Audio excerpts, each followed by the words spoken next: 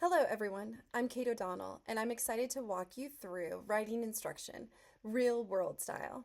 I teach sixth grade at a private Christian school in East San Diego.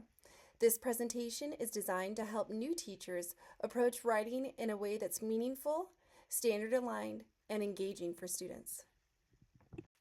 In sixth grade, we focus on three main types of writing that align with the California Common Core standards: opinion writing, informative explanatory writing, and narrative writing. In my classroom, writing is truly integrated into every subject. We don't just write during ELA, we write across the curriculum.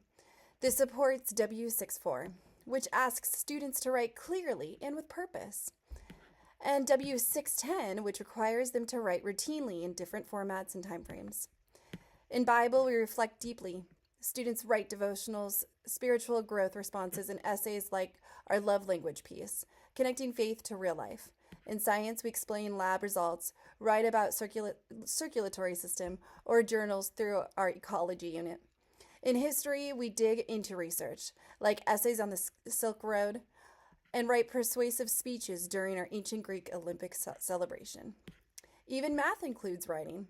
I'll ask students to explain a problem-solving strategy or reflect on how they approached a challenge, such as distributive property.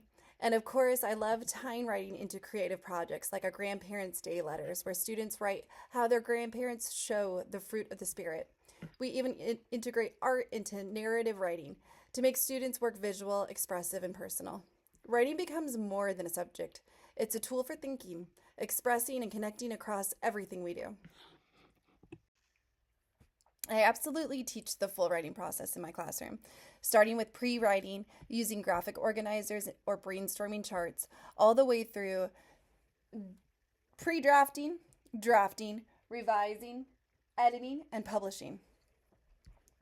This aligns with W65 and gives students the tools and approaches for any writing task with confidence. We use writer workshop formats, which means students get a quick mini lesson, then dive into their own writing, while I conference with individuals or small groups. We build in peer feedback, which helps them learn how to revise thoughtfully. We're currently right in the middle of that step with our history research essay. I keep writing fun and meaningful by connecting it to what we are learning. So it's a narrative about camp or research essay on ancient Egypt or reflections on the fruits of the spirits for Grandparents' Day. These prompts aren't random, they're rooted in what matters for students. I also use mentor sentences weekly to highlight great grammar and styles from real texts. This helps students naturally grow as writers. So I'm constantly putting in whatever the newest slang term is. Currently, my classroom 6-7, which I still don't understand, but we're using the word 6-7 in many of our mentor sentences. I put in a lot of similes and hyperboles, metaphors, a lot of sarcasm, but these make it relevant for them. They get to have fun with it.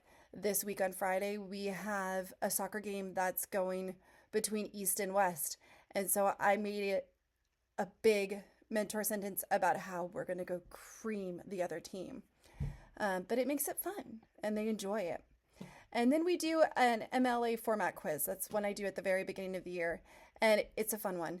I put as much sarcasm and just fun in it as possible.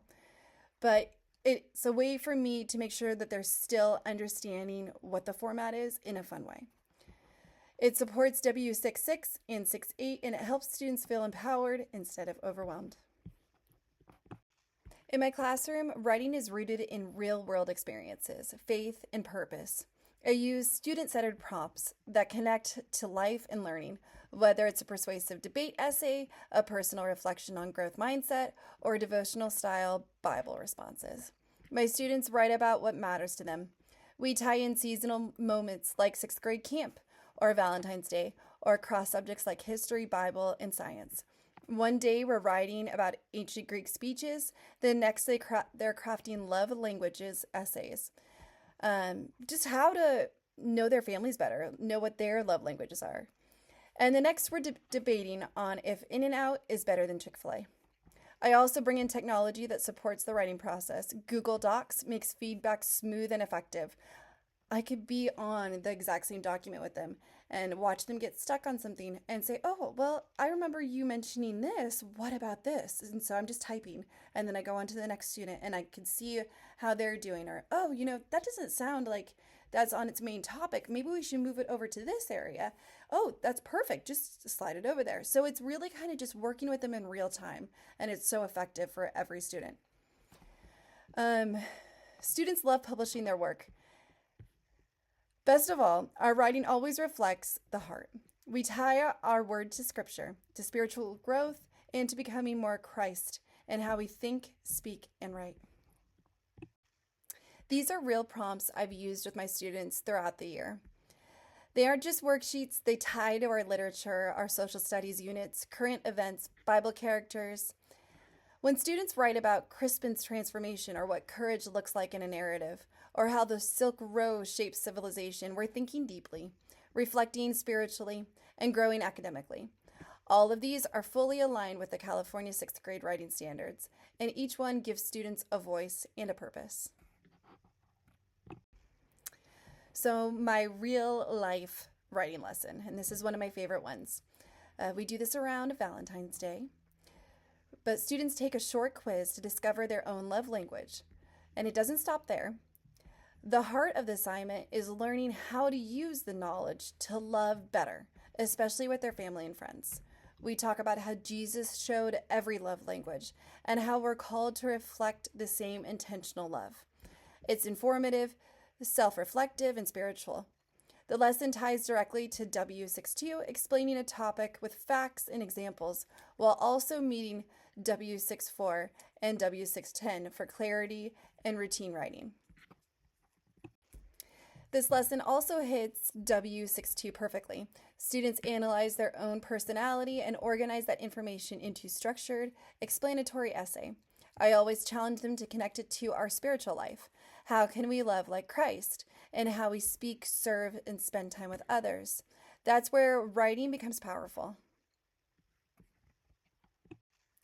I start the lesson by asking if anyone's ever heard of love languages, and usually I have a few students who have, and they get excited. Then I have everyone try to guess their own. So we're kind of just going around the room and, so-and-so is always hugging everybody. Like maybe that's their love language. Maybe they like touch. Or gosh, everybody, that person wants a million things and they love all their stuff.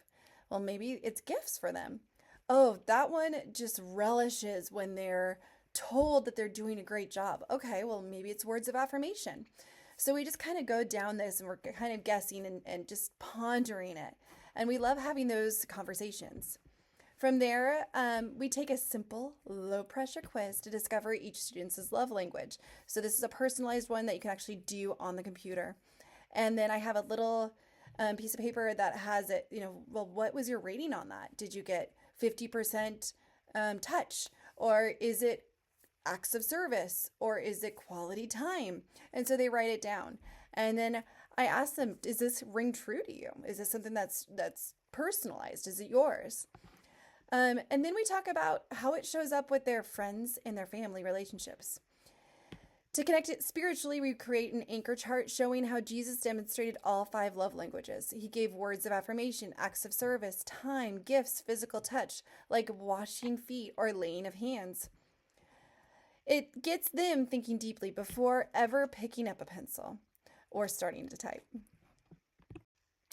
So, as I said before, my goal is really to make this purposeful, to make them be able to connect this to their lives. So whether it's writing about a philosophy speech or your love language or a devotional style reflection, students are given prompts that matter to them. I use Google Docs daily for collaboration and feedback. I'll do Kahoots for grammar. We'll do Canva and Google Slides so that they're able to present their final project. Most importantly, I integrate faith and character into writing, whether it's reflecting on a verse or a narrative about courage or writing about spiritual growth after camp. Students see that writing isn't just academic, it's personal and purposeful. I assess this particular writing assignment using a clear, student-friendly rubric that focuses on structure, support, clarity, and spiritual connection. Each student writes a 5-paragraph essay with a strong introduction, a thesis, supporting body paragraphs, and a thoughtful conclusion. I look for how well they explain their love languages and how they apply it to loving others intentionally. I also make sure I differentiate. For ELLs, I provide visuals and sentence starters. For students with disability, I use conferencing and tools like speech to text. For gifted learners, I encourage them to make deep connections to scripture or historical figures. For early finishers, I often extend this into writing it into a devotional or creating a PowerPoint presentation. Writing should be more than checking a box. When we make it meaningful, when we connect it to students' lives, their faith, and their curiosity, they thrive. And when it's rooted in structure and standards, they succeed. That's the sweet spot. Thank you for watching.